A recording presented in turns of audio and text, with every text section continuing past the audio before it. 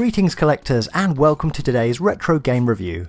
It's rare that I review a game that I really don't like. Quite frankly, I've got better things to do.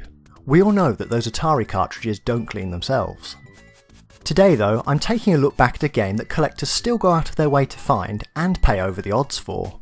Join me as I take a very short look back at Bart's Nightmare for the Sega Mega Drive and Genesis. I have to first say that the Simpsons TV show in the early years was always entertaining and then hit a real golden age. The series has produced so many classic characters and episodes that there is a wealth of material to pick from if you're looking to create a video game.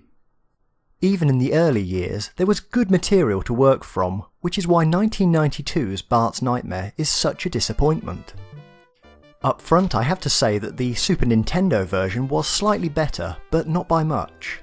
The Sega Mega Drive and Genesis versions are just riddled with issues. The premise of the game sees Bart diligently working on his homework before abruptly falling asleep. During his dream, a fan blows the pages out of the window, and it's his mission to retrieve them. So far so good. It all hits a bit of an issue when you get to what I'll refer to as the street overworld element. The goal is to track down the pages and jump into them. This is an incredibly frustrating process as literally everything wants to kill you. Mailboxes, Jebediah's head, Otto, it's just non-stop. To top it off, Lisa will also attempt to turn you into a frog. For a series that was doing alright for itself, you might have thought that they would get the ethnicity of the Simpsons right. I'm all for ethnic diversity, but why is Lisa not yellow? It's sloppy elements like this that really show how little care was put into the game. How is it that a game can get all the way to the publishing stage without anyone raising a hand on this one? To make it worse, the earlier release of the Super Nintendo version already used the original correct colouring for The Simpsons. It would be interesting to find out definitively why the colour of the sprite changed here. My suspicion is that what happened here was what happened to Smithers in one of the very early episodes of The Simpsons. Due to the colouring being outsourced, it's likely that someone was actually provided the incorrect colour. Or it could be that the correct palette colour was provided, however, it was interpreted incorrectly. Either way, it's an interesting side note in history that two Simpsons characters' ethnicity was changed due to colouring issues. Overall, the street stage is incredibly frustrating. You can kill enemies by jumping over them, but it feels very rigid and not at all fun as a game mechanic.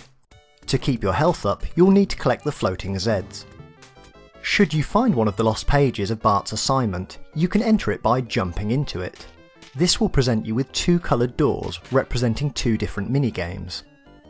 As disappointing as the street element was, you'll be greeted with fairly much the same standard of minigame. To be fair, the minigames are varied, it's just that it's difficult to believe that anyone would want to spend any real amount of time on them. There's an Itchy and Scratchy inspired level in which Bart must defend himself from the cat and mouse duo. It's a reasonable level where you'll pick up weaponry and simply fend off the attackers before moving on to the next screen. Overall, it just feels a little uninspired. There are of course other mini-games such as the Indiana Jones themed level, in which you aim to cross a series of stepping stones. This isn't a terrible mini-game, it's just very mundane. Nothing about it makes you want to replay the level. Other levels just appear to be really shoddily put together. If we're being honest, the Bartzilla level is just woeful. It's just a case of hitting fire every now and again as enemies pop up. For a brand as influential as The Simpsons, this is a real letdown. It is, however, the brand of The Simpsons that makes this game a collectible. The Sega Mega Drive and Genesis editions are presented in a standard black case, and the artwork is at least decent. For the UK PAL edition, I've seen this game sell for close to the £25 British mark. In terms of game quality to cost, this is just a really terrible return. The North American Sega Genesis version typically runs between $10 and $20, but really this price is still too high in my opinion. So, there you have it. I know that some will say that this game conjures up all kinds of nostalgia, and that may be true for some. Some collectors may even enjoy the gameplay a little more than I do. I just can't help thinking though that this is one game that was more of a cash-in on The Simpsons' popularity rather than any kind of genuine attempt to make a fun experience for the fans. Bart's Nightmare does sit in my gaming collection, although it's unlikely to be played again anytime soon.